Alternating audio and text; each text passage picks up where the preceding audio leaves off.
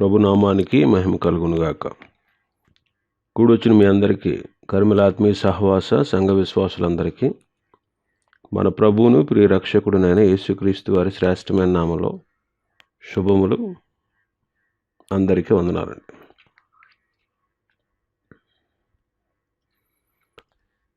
నిర్గమాకాండం 25వ అధ్యాయాన్ని ధ్యానం చేసుకుంటున్నాం.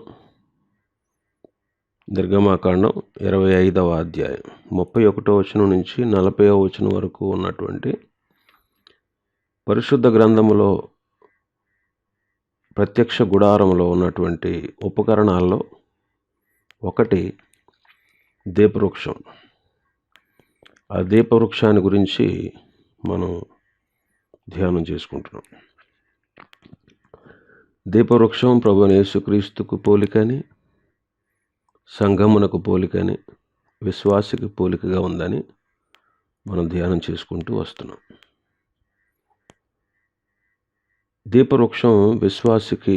దీపవృక్షానికి విశ్వాసికి ఉన్నటువంటి పోలికల గురించి మనం ధ్యానం చేసుకుంటున్నాం. అందులో ఒక 7 విషయాలు తెలుసుకున్నాం. మరికొన్ని విషయాలు మనం ధ్యానం చేద్దాం. 33వ వచనం, నిర్గమాకాండం 25:33.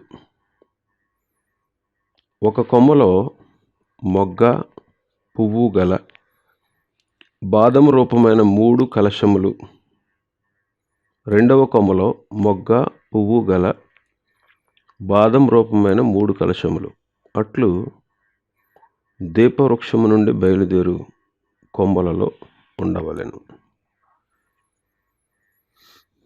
మొగ్గ పువ్వు బాదము రూపముగా ఉన్నట్లు మనం చూస్తున్నాం. మొగ్గ అనేది విశ్వాసి యొక్క అభివృద్ధికి సూచనగా ఉంది. మొగ్గ అనేది విశ్వాసి యొక్క అభివృద్ధికి సూచనగా ఉంది. విశ్వాసి కూడా విశ్వాసంలోను, ప్రేమలోను, పరిశుద్ధతలోను అభివృద్ధి పొందుతూ ఉండాలి. విశ్వాసి విశ్వాసంలోను, ప్రేమలోను, పరిశుద్ధతలోను అభివృద్ధి పొందాలి. కొరింథీయులకు రాసిన 2వ పత్రిక 8వ అధ్యాయం. కొరింథీయులకు రాసిన 2వ పత్రిక 8వ అధ్యాయం 7వ వచనం చదువుతాను. మీరు ప్రతి విషయములో అనగా విశ్వాసమందును, ఉపదేశమందును, జ్ఞానమందును, సమస్త జాగ్రత్త యందును, మీకు మా ఎడలైన ప్రేమ యందును ఎలాగూ అభివృద్ధి పొందుచున్నారో అలాగే మీరు ఈ కృపయందు కూడా అభివృద్ధి పొందినట్లు చూచుకొనుడి. కొరింథీ సంఘస్థులు ప్రతి విషయంలో అభివృద్ధి పొందుతున్నారట. ఇక్కడ కొన్ని విషయాలు చెప్పాడు భక్తుడు. వాళ్ళు విశ్వాసంలో అభివృద్ధి పొందుతున్నారు, ఉపదేశాన్ని వినుటలో అభివృద్ధి పొందుతున్నారు, క్రీస్తుని గురించిన జ్ఞానమునందు అభివృద్ధి పొందుతున్నారు, జాగ్రత్త యందు కూడా అభివృద్ధి పొందుతున్నారు, దైవజనుల ఎడల వారు చూపించే ప్రేమ యందు అభివృద్ధి పొందుతున్నారట. అలాగే విశ్వాసి అన్ని విషయాల్లో, ఆత్మ సంబంధమైన అన్ని విషయాల్లో అభివృద్ధి పొందాలి. తెస్సలోనికీయులకు రాసిన 1వ పత్రిక 3వ అధ్యాయం 12-13 వచనాలు. మరియు మన ప్రభువైన యేసు తన పరిశుద్ధులందరితో వచ్చినప్పుడు మన తండ్రి అయిన దేవుని ఎదుట మీ హృదయములను పరిశుద్ధత విషయమై అనింద్యముగా ఆయన స్థిరపరచుటకై మేము మీ ఎడల ప్రేమలో అభివృద్ధి పొంది వర్ధిల్లుచున్నాము. అలాగే మీరును ఒకని ఎడల ఒకడును మనుషులందరి ఎడలను ప్రేమలో అభివృద్ధి పొంది వర్ధిల్లునట్లు ప్రభువు దయచేయునుగాక. ప్రేమలో అభివృద్ధి పొంది వర్ధిల్లాలి. తిమోతి 1వ పత్రిక 4వ అధ్యాయం 11వ వచనం నుంచి. ఈ సంగతులు ఆజ్ఞాపించి బోధించుము. నీ యవ్వనమును బట్టి ఎవడును నీ తృణీకరింపనీయకుము, కానీ మాటలోను, ప్రవర్తనలోను, ప్రేమలోను, విశ్వాసంలోను, పవిత్రులతోను విశ్వాసులకు మాదిరిగా ఉండము. నేను వచ్చే వరకు చదువుటయందును, హెచ్చరించుటయందును, బోధించుటయందును జాగ్రత్తగా ఉండము. పెద్దలు హస్తనిక్షేపం చేయగా ప్రవచన మూలంగా నీకు అనుగ్రహింపబడి నీలో ఉన్న వరము అలక్ష్యము చేయకు. నీ అభివృద్ధి అందరికీ తేటగా కనబడి నిమిత్తము వీటిని మనస్కరించుము. తిమోతి, నీ అభివృద్ధి అందరికీ తేటగా కనబడాలి. కాబట్టి నేను చెప్పిన వీటి యందు నీవు మనస్సు పెట్టుకో అంటున్నాడు. ఏం చెప్పారు ఆయన, పౌలు గారు తిమోతిది? యవనస్తుడు తిమోతి. కాబట్టి నీ యవనమును బట్టి ఎవడు నేను తృణీకరింపనీయకుండా చూసుకో. మాదిరిగా ఉండు. మాటలో, ప్రవర్తనలో, ప్రేమలో, విశ్వాసంలో, పవిత్రతలో విశ్వాసులకు నువ్వు మాదిరిగా ఉండాలి. చదువుటయందు, హెచ్చరించుటయందు, బోధించుటయందు జాగ్రత్తగా ఉండు. నీలో ఉన్న వరమును అలక్ష్యం చేయకు. నీ అభివృద్ధి అందరికీ తేటగా కనబడాలి. కాబట్టి మొగ్గ అనేది విశ్వాస యొక్క అభివృద్ధిని సూచిస్తూ ఉంది. కాబట్టి విశ్వాసి అన్ని విషయాల్లో, ఆత్మ సంబంధమైన అన్ని విషయాల్లో అభివృద్ధి చెందాలి. పువ్వు అనేది సువాసనకు, అలంకరణకు సూచన. పువ్వులు సువాసన ఇస్తాయి. రెండవది, పువ్వులతో అలంకరిస్తారు. విశ్వాసి యొక్క జీవితం కూడా సువాసనకరమైనదిగాను, అలంకారమైనదిగా కనబడాలి. ఎఫెసీ పత్రిక 5వ అధ్యాయం, ఎఫెసీ పత్రిక 5వ అధ్యాయం 2వ వచనం. క్రీస్తు మిమ్మును ప్రేమించి పరిమళ వాసనగా ఉండుటకు మన కొరకు తన్ను తాను దేవునికి అర్పణగాను బలిగాను అప్పగించుకొనును. యేసుక్రీస్తు మనల్ని ప్రేమించి పరిమళ వాసనగా ఉండడానికి మన కొరకు తన్ను తాను దేవునికి అర్పణగా బలిగా అప్పగించుకున్నారు. పరిమళ వాసనగా ఉండుటకు, పరిమళ వాసనగా ఉండుటకు. అందుకే మనం భక్తుడు అంటాడు, మనకున్నటువంటి పాపాలు, మనకున్నటువంటి గాయాలు దుర్వాసన కొడతా ఉన్నాయి. అయితే ప్రభు మనల్ని ప్రేమించి మన కొరకు తను తాను అప్పగించుకొని ఆ పాపాన్ని బాపి, పాప రోగాన్ని తీసివేసి మనల్ని పవిత్రపరిచారు ఆయన. కాబట్టి విశ్వాసి పరిమళ వాసనగా ఉండాలి. అందుకే ప్రభువు తను తాను అప్పగించుకున్నారు. కాబట్టి విశ్వాస యొక్క జీవితం పువ్వులాగా సువాసనకరమైనదిగా ఉండాలి. ఇంకా పువ్వులు అలంకరణకు సూచన.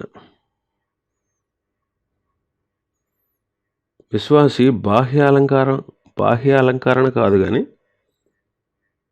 అంతరంగ స్వభావాన్ని అలంకరించుకోవాలి. అంతరంగ స్వభావాన్ని అలంకరించుకోవాలి. పేతురు రాసిన మొదటి పత్రిక 3వ అధ్యాయం, పేతురు రాసిన మొదటి పత్రిక 3వ అధ్యాయం 3-4 వచనాలు. జడలు అల్లుకొనుటయు, బంగారు నగలు పెట్టుకొనుటయు, వస్త్రములు ధరించుకొనుటయునను వెలపటి అలంకారం మీకు అలంకారముగా ఉండక, సాధువైనట్టియు మృదువైనట్టియునైన గుణమును అక్షయ అలంకారము గల మీ హృదయపు అంతరంగ స్వభావము మీకు అలంకారముగా ఉండాలి. అంతరంగ స్వభావాన్ని మనం అలంకరించుకోవాలి. 96వ కీర్తన 9వ వచనం. 96వ కీర్తన 9వ వచనం చదువుతాను. పరిశుద్ధాలంకారములు ధరించుకొని యెహోవాకు నమస్కారము చేయుడి. ఏం ధరించుకునంట? పరిశుద్ధమైన అలంకారాలు మనం ధరించుకోవాలి. అప్పుడు యెహోవాకు నమస్కారం చేయాలి. బాహ్య అలంకారంగా ఉండకుండా దేవుని గుణాలని మనం అలంకరించుకోవాలి. దేవుని గుణాలను మనం అలంకరించుకోవాలి. కాబట్టి పువ్వు సువాసనకు, అలంకరణకు సూచన. కాబట్టి మనం పవిత్రంగా జీవించాలి, అభివృద్ధి పొందాలి, సువాసనకరమైనటువంటి జీవితాన్ని జీవించాలి. పరిశుద్ధంగా మన జీవితాన్ని అలంకరించుకోవాలి. ఇంకా మనం చూస్తే తర్వాతే ఆ దీపంలో ఒత్తులు మండుతూ ఉంటే క్రమక్రమంగా ఒత్తి కాలిపోతూ ఉంటుంది. ఈ ఒత్తి అనేది విశ్వాస యొక్క బాహ్య పురుషుని సూచిస్తూ ఉంది. విశ్వాస యొక్క బాహ్య పురుషుణ్ణి సూచిస్తూ ఉంది. కొరింథీయులకు రాసిన 2వ పత్రిక 4వ అధ్యాయం 16వ వచనాన్ని చదువుతాను. కావున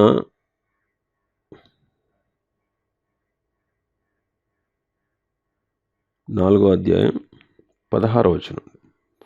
కావున మేము అధైర్యపడము, మా బాహ్య పురుషుడు కృషించుచున్నను, ఆంతర్య పురుషుడు దినదినము నూతన పరచబడుచున్నాడు. బాహ్య పురుషుడు కృషించిపోతున్నా, ఆంతర్య పురుషుడు నూతన పరచబడుచు, ప్రకాశించుచు, ప్రజ్వరిల్లుతూ ఉన్నాడు. బాహ్య పురుషుడు దినదినము కృషించిపోతున్నాడు. ఇక్కడ మనం నేర్చుకోవాల్సింది ఏంటంటే, మన బాహ్య పురుషుడు దినదినము కాలుతూ, కృషించిపోతూ, నశించిపోతూ, దేవుని పనిలో వ్యయమైపోతూ ఉండాలి. ఆంతర్య పురుషుడు నూతన పరచబడుచు, ప్రకాశించబడుచు, ప్రజ్వలించబడుతూ ఉండాలన్నమాట. చాలామంది భక్తులు ప్రభు సేవలో కాలాన్ని గడిపి తమ ప్రాణాలని ప్రభు కొరకు సమర్పించిన వాళ్ళందరూ ఉన్నారు. ఇంకా తర్వాత మనం చూస్తే లేవీకాండం 24వ అధ్యాయం, లేవీకాండం 24వ అధ్యాయం మొదటి నుంచి మనం చూస్తే 3వ వచనంలో, ప్రత్యక్ష గుడారంలో శాసనముల అడ్డతెరకు వెలుపల అహరోను సాయంకాలం మొదలుకొని ఉదయం వరకు అది వెలుగునట్లుగా యెహోవా సన్నిధిని దానిని చక్కబరచవలను. అంటే ఆ దీపం నిత్యం వెలుగుతూ ఉండాలి. సాయంకాలం మొదలుకొని ఉదయం వరకు దాన్ని చక్కపరచాలట. అంటే ఆరిపోకుండా చూసుకోవాలి.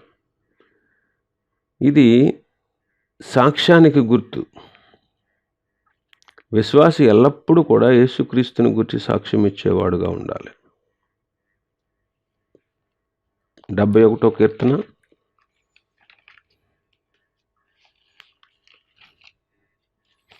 71వ కీర్తన 8వ వచనం. 71:8. నీ కీర్తితోనూ నీ ప్రభావ వర్ణనతోనూ దినమంతయు నా నోరు నిండి ఉండును. 15వ వచనం. నీ నీతిని నీ రక్షణను నా నోరు దినమెల్లా వివరించును. 24వ వచనం. నాకు కీడు చేయజూచువారు సిగ్గుపడి ఉన్నారు, వారు అవమానం పొంది ఉన్నారు. కాగా నా నాలుక దినమెల్లా నీ నీతిని వర్ణించును. కాబట్టి దీపం నిత్యం వెలుగుచూ ఉన్నట్టు ఒక విశ్వాసి సాక్ష్య జీవితం ప్రజ్వలిల్లుతూ ఉండాలి. ఎల్లప్పుడూ యేసుక్రీస్తుని గురించి సాక్ష్యం ఇచ్చేదిగా ఉండాలి. ఇంకా మనం తర్వాత మాట చూస్తే ఆ దీపము యెహోవా సన్నిధిని నిత్యము వెలుగుచూ ఉండాలి. దీని భావం ఏంటంటే విశ్వాసి ఎల్లప్పుడూ కూడా దేవుని సన్నిధిలో ఉన్న అనుభవాన్ని కలిగి ఉండాలి. కొందరు ప్రార్థిస్తున్నప్పుడే దేవుని సన్నిధిలో ఉంటున్నాం అనే అనుభవం ఉంటుంది. ప్రార్థన విడిచి రాగానే దేవుని సన్నిధి విడిచిపెట్టి వచ్చేసినట్లు ఉంటుంది. ఇది మంచి పద్ధతి కాదు. విశ్వాసి ప్రార్థనలో ఉన్నా, ప్రయాణంలో ఉన్నా, పనిలో ఉన్నా, సాక్ష్యమిస్తూ ఉన్నా ఎల్లప్పుడూ కూడా ప్రభు నాతో ఉన్నారు, నేను దేవుని సన్నిధిలో నిలిచి ఉన్నాను.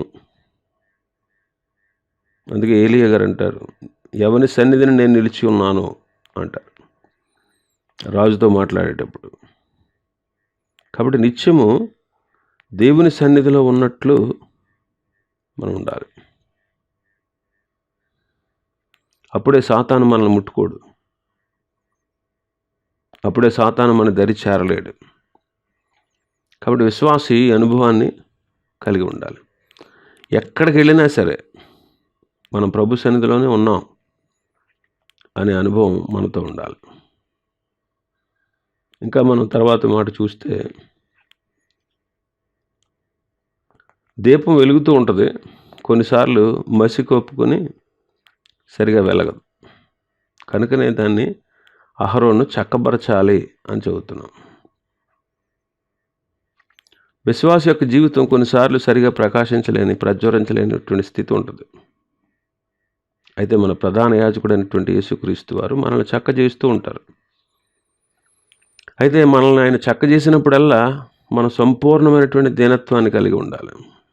అందుకే యోహాను సువార్త 15:2 అంటారు, ఫలించు ప్రతి తీగ మరి ఎక్కువగా ఫలించాలని దానిలో పనికిరాని తీగలను తీసి పారవేస్తారు. కనుక మనం ఎక్కువగా ఫలించాలని, ప్రజ్వరించాలని మన ప్రభు యొక్క ఉద్దేశం. కాబట్టి ఆయన మనల్ని చక్కపరుస్తూ ఉంటారు. ఆయన మనల్ని చక్కపరిచినప్పుడు మనం దీన స్వభావం కలిగి ఆయనకు విధేయులమై ఉండాలి. ఇంకా మనం చూస్తే 39వ వచనం మన భాగంలో, ఆ దీపవృక్షానికి సంబంధించిన ఉపకరణాలన్నీ 40 వీసల మేలిమి బంగారంతో చేశారట. పరిశుద్ధ గుడారంలో, ప్రత్యక్ష గుడారంలో ఉన్నటువంటి ఉపకరణాలన్నీ, ఈ దీపవృక్షానికి సంబంధించిన ఉపకరణాలన్నీ 38వ వచనం చూడండి. దాని కత్తెర చెప్పలు మేలిమి బంగారుతో చేయాలి. ఆ ఉపకరణాలన్నీ 40 వీసల మేలిమి బంగారుతో చేశారు. దాని ఖరీదు చాలా ఎక్కువ. 40 వీసలు అంట. వీస అంటే 11 కేజీలు 400 ఎంత అంటారు. చాలా ఎక్కువ అన్నమాట. చాలా ఖరీదైంది. గమనించండి, విశ్వాసులకు పోలిక దీపవృక్షం. విశ్వాసి కూడా ఎంతో విలువైనవాడు. ఒక వస్తువు యొక్క విలువ దాన్ని కొనుటకు చెల్లించినటువంటి ధనాన్ని బట్టి ఉంటుంది. అలాగే ప్రభు మనల్ని తన స్వరక్తం ఇచ్చుకున్నాడు. ఆయన రక్తం అమూల్యమైనది, వెలకట్టలేనిది. పేతురు రాసిన మొదటి పత్రిక 1వ అధ్యాయం 19వ వచనంలో అది అంటారు, మీరు అమూల్యమైన రక్తం చేత గొర్రెపిల్ల వంటి నిష్కలంకమైనటువంటి గొర్రెపిల్ల వంటి క్రీస్తు రక్తం చేత మీరు విమోచించబడ్డారంటాడు. కాబట్టి ఆయన రక్తం చాలా అమూల్యమైనది. యేసుక్రీస్తు కూడా అమూల్యమైన వాడు. విశ్వసించిన మీకు ఆయన అమూల్యమైన వాడు అంటాడు పేతురు తన పత్రికలు. ఆయన రక్తం అమూల్యమైనది, ఆయన అమూల్యమైన వాడు. ఆయన రక్తం ఇచ్చుకున్న ప్రభు పిల్లైనటువంటి మనం కూడా అమూల్యమైన వాళ్ళమే. మనలో ఉన్న విశ్వాసం కూడా అమూల్యమైనది. అందుకే పేతురు రాసిన మొదటి పత్రిక 1వ అధ్యాయం 7వ వచనం అంటాడు, దానికంటే అమూల్యమైన మీ విశ్వాసము అంటాడు. కాబట్టి వెలకట్టలేనిది ఆయన రక్తం, ఆయన పిల్లలైనటువంటి మనం, అమూల్యమైన రక్తం చేత కొనబడినటువంటి మనం అమూల్యమైన వారు, అంత విలువైన వారుగా ప్రభు మనల్ని చేశారు. ఇంకా తర్వాత మాట మనం చూస్తే దీపవృక్షానికి మోతకర్రలు లేవు. దీపవృక్షానికి మోతకర్రలు లేవు అంటే విశ్వాసి తన భారాన్ని సంఘం మీద పెట్టకూడదు.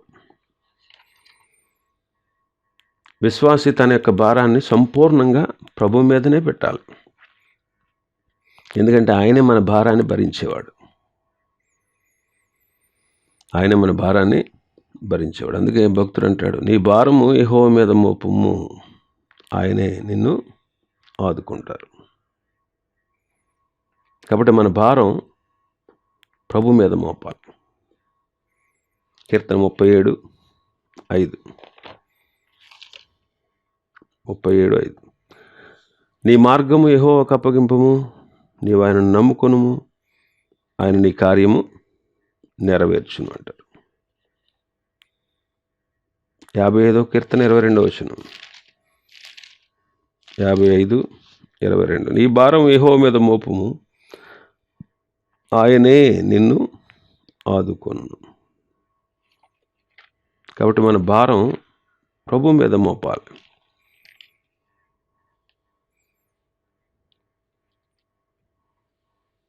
ప్రభు మీద మోపాలి.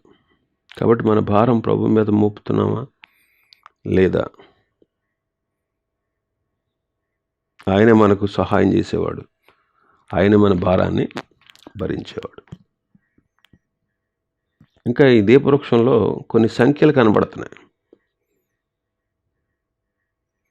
ఈ దీపవృక్షానికి 7 దీపాలు ఉన్నాయి. ఈ దీపవృక్షానికి 7 దీపాలు. ఇవి దేవుని యొక్క ఆత్మకు సూచనగా ఉన్నాయి.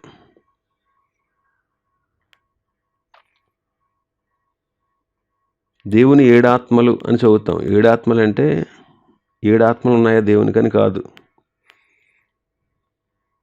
పరిశుద్ధాత్మకు ఇవ్వబడినటువంటి 7 రకాల బిరుదులు అన్నమాట. పరిశుద్ధాత్మకు ఇవ్వబడిన 7 రకాల బిరుదులు. యేసుక్రీస్తు కూడా ఏకాత్మ కలవాడై ఉన్నాడు. యెషయా 11:2 మనం చూస్తే ఆత్మకున్న 7 లక్షణాలు కనబడతాయి. యెషయా గ్రంథం 11వ అధ్యాయం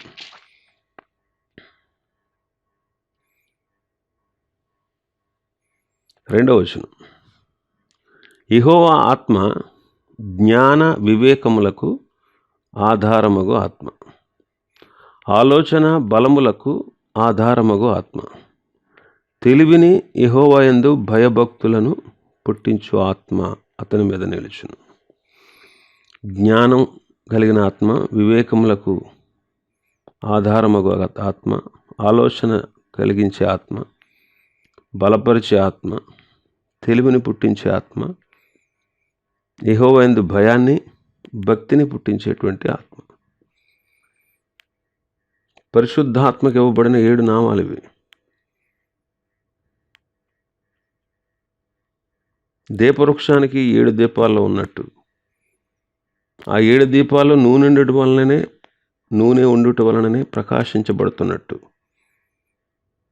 మనం కూడా దేవుని ఆత్మ కలిగి ప్రకాశించాలి. 7 ఆత్మలు అంటే మరొక భావం ఏంటంటే, బైబిల్లో పరిశుద్ధాత్మకు ఇవ్వబడినటువంటి 7 పేర్లు మనకి సూచిస్తూ ఉంది.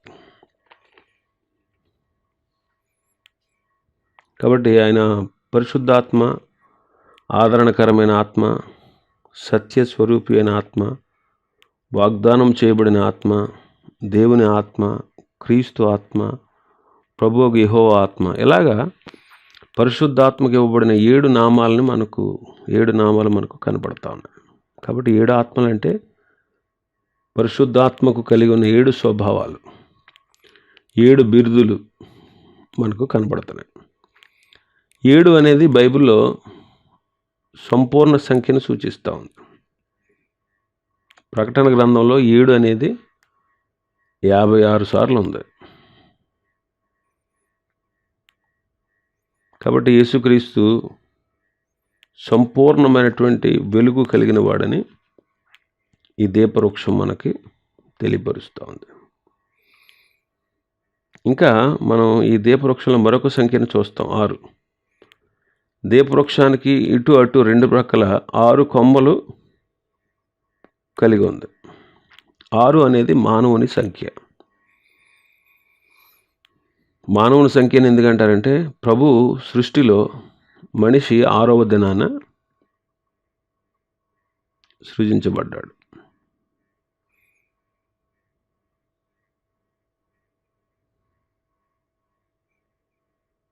ఇంకా మనం చూస్తే ఈ దీపవృక్షం మధ్యలో వచ్చే కొమ్ముకి 4 కలశాలు ఉన్నాయి.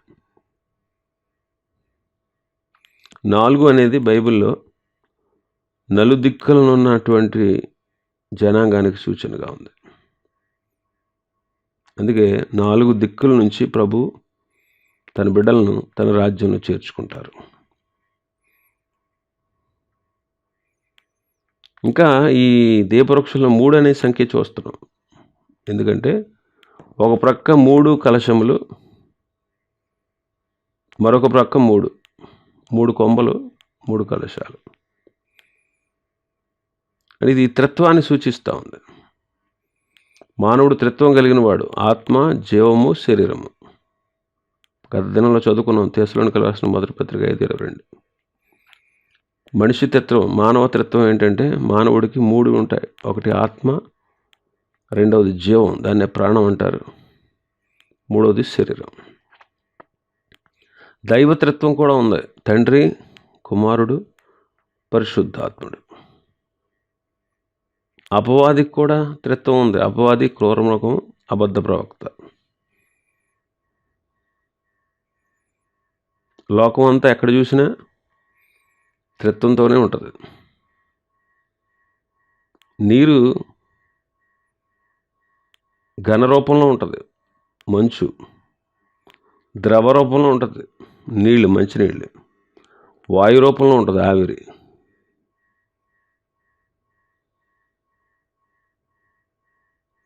సూర్యుడిలో త్రిత్వం ఉంది, వెలుతురు, వేడిమి, అగ్ని.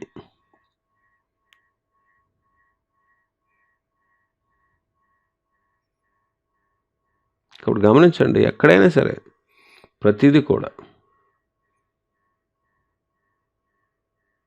కాబట్టి 3 అనేది త్రిత్వానికి సూచన.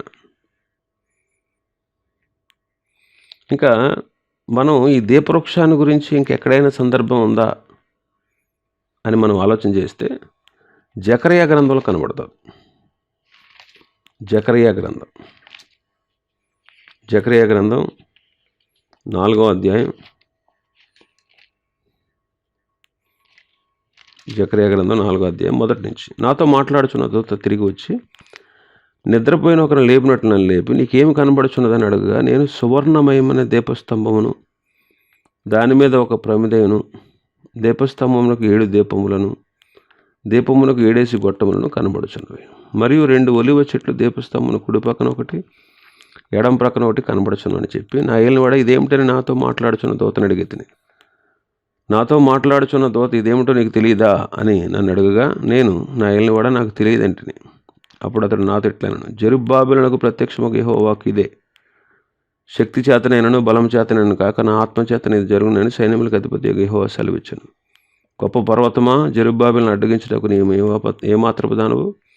నీవు చదిని భూమి వదువు. కృప కలుగును గాక జనులు కేకలు వేయగా అతడు పై రాయి తీసుకొని పెట్టించును. యెహోవా వాక్కు మరలా నాకు ప్రత్యక్షమేలాగూ సెలవిచ్చాను.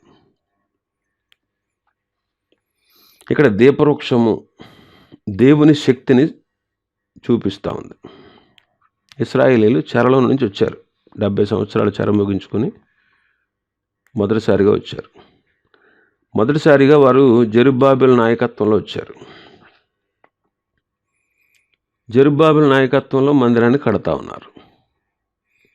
అర్తహషస్త అనే రాజు చేత ఆ మందిరం పని ఆపు చేయబడింది. ఎజ్రా గ్రంథం 4వ అధ్యాయం ఉంటుంది అన్నమాట. ఆ తర్వాత ప్రవక్తలైనటువంటి హగ్గయి, జకర్యాలు ప్రోత్సాహపరిచి ప్రజలందరినీ పని ప్రారంభించేటట్లు చేశారు. అప్పుడు కూడా అనేకమైన ఆటంకాలు కలిగాయి. ఆ సమయంలో జకర్యాకు ఈ దర్శనం కలిగింది. ఈ దర్శనాన్ని కనుక మనం వివరంగా చూస్తే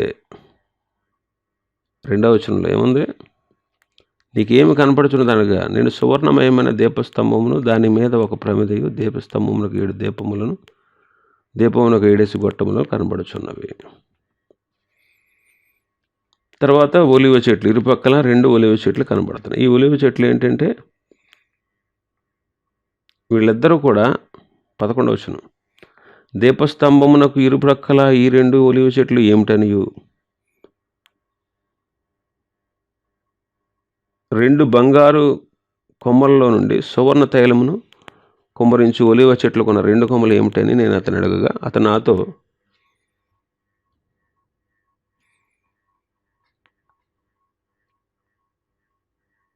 ఇదేమిటో నీకు తెలియదా అని నా ఇల్లు కూడా నాకు తెలియదని అనగా అతడు వీరిద్దరూ సర్వలోకనాథుడగు యెహోవా యొద్ద నిలువబడుచు తైలము పోయివారై ఉన్నారు, అభిషేకం పొందిన వారై ఉన్నారు. వీళ్ళిద్దరూ కాబట్టి ఆలోచన చేయండి.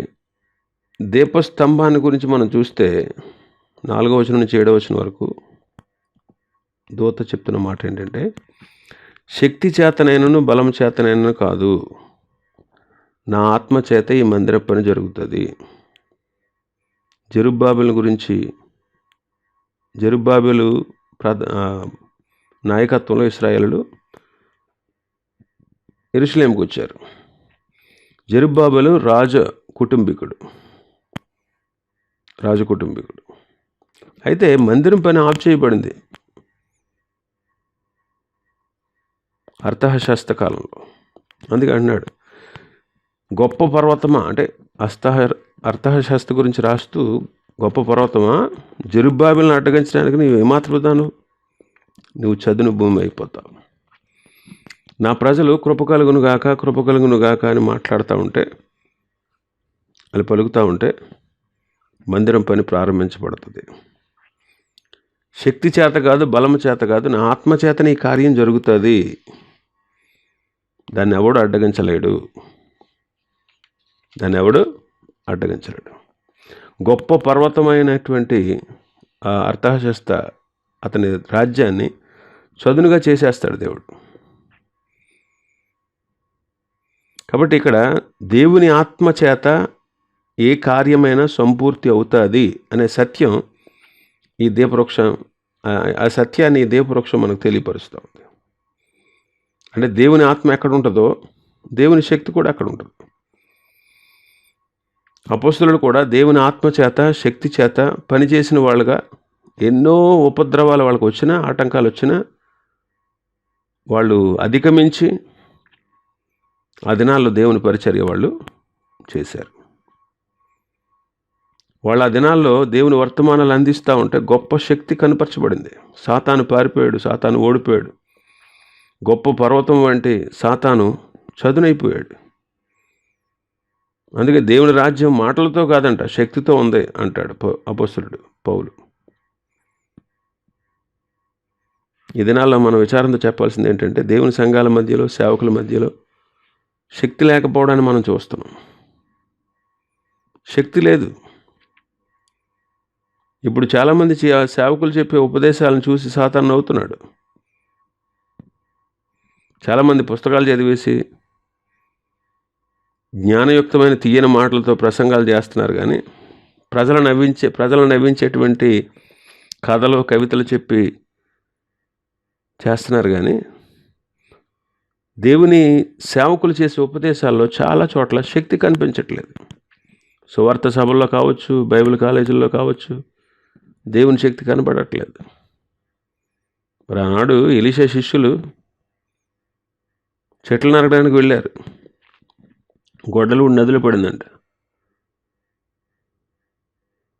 గొడ్డలి ఉండి సంగతి మర్చిపోయాడు, ఒక్క కట్టితోనే కొడతా ఉన్నాడు. ఒక శబ్దం గంభీరంగా వస్తుంది, కానీ పని జరగదు అక్కడ. ఈనాడు పరిస్థితి కూడా అలాగే ఉంది. ఎలీషా శిష్యులు ఆ సంగతి ఎలీషాతో చెప్పి పోగొట్టుకున్నటువంటి గొడ్డలను తిరిగి పొందగలిగారు. అప్పుడు గమనించండి, ఈనాడు దేవుని పిల్లలు, దేవుని సేవకులు, సంఘ పెద్దలు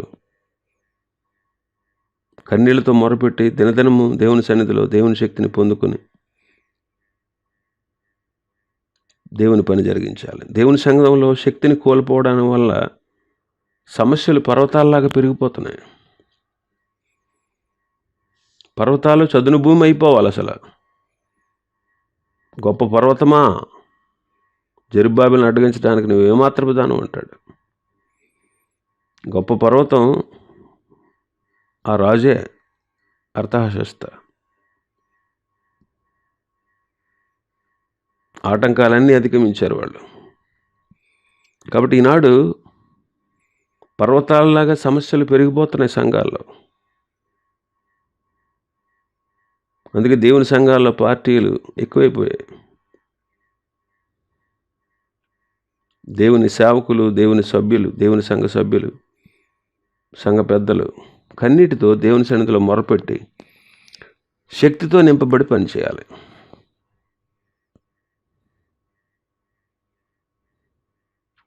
ప్రకటన గ్రంథం 11వ అధ్యాయం, మరొక సందర్భం. ప్రకటన గ్రంథం 11వ అధ్యాయం 1-4. మరియు ఒకడు చేతికర్ర వంటి కొలకర్ర నాకు ఇచ్చి, నీవు లేచి దేవుని ఆలయమును బలిపెట్టుము, కొలత వెలిసి ఆలయంలో పూజించే వారిని లెక్కపెట్టుము. ఆలయమునకు వెలుపటి ఆవరణ కొలత వేయక విడిచిపెట్టుము, అది అన్యులకు ఇవ్వబడును. వారు 42 నెలల పరిశుద్ధ పట్టణం కాళ్ళతో త్రొక్కుదురు. నేను నా 2 సాక్షులకు అధికారం ఇచ్చేదను. వారు గోనెపట్ట ధరించుకొని 1260 దినములు ప్రవచింతురు. వీరు భూలోకమునకు ప్రభువైన వాని ఎదుట నిలుచుచున్న 2 ఒలివ చెట్లను దీపస్తంభములనై ఉన్నారు. భూలోకమునకు ప్రభువైన వాని ఎదుట నిలుచున్న 2 ఒలివ చెట్లను 2 దీపస్తంభములై ఉన్నారు. ఇచ్చట దీపస్తంభాలు అనేవి సాక్ష్యానికి గుర్తుగా ఉన్నాయి. అందుకే 3వ వచనంలో ఏమన్నారు? నేను నా 2 సాక్షులకు అధికారం ఇస్తాను. వారు 1260 దినాలు ప్రవచిస్తారు. కాబట్టి ఇక్కడ దీపస్తంభాలు సాక్ష్యానికి గుర్తుగా ఉన్నాయి. ఈ దినాల్లో క్రీస్తును గూర్చి సాక్ష్యం ఇచ్చేవాళ్ళు చాలా తక్కువైపోయారు. రక్షించబడినటువంటి దేవుని పిల్లలు కూడా సాక్ష్యం ఇవ్వడానికి భయపడుతూ ఉంటారు. కొన్నిసార్లు సాక్ష్యం ఇవ్వడానికి వాళ్ళకి నిశ్చయిత ఉండదు.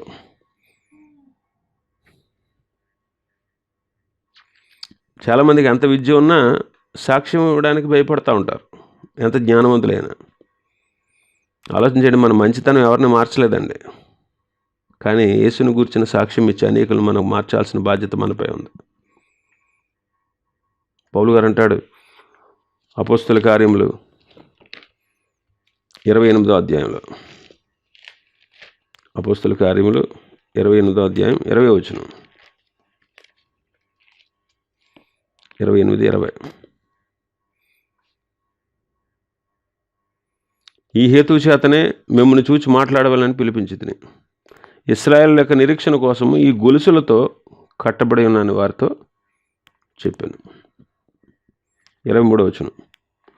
అతనికి ఒక దినం నియమించి అతని బసలోనికి అతని వద్దకు అనేకులు వచ్చిరి. ఉదయం నుండి సాయంకాలం వరకు అతడు దేవుని రాజ్యం గురించి పూర్తిగా సాక్ష్యం ఇచ్చుచు మోషే ధర్మశాస్త్రం నుండి ప్రవక్తల నుండి సంగతులైతే యేసుని గురించి గౌరవంగా బోధించు వారిని ఒప్పించుచుండెను.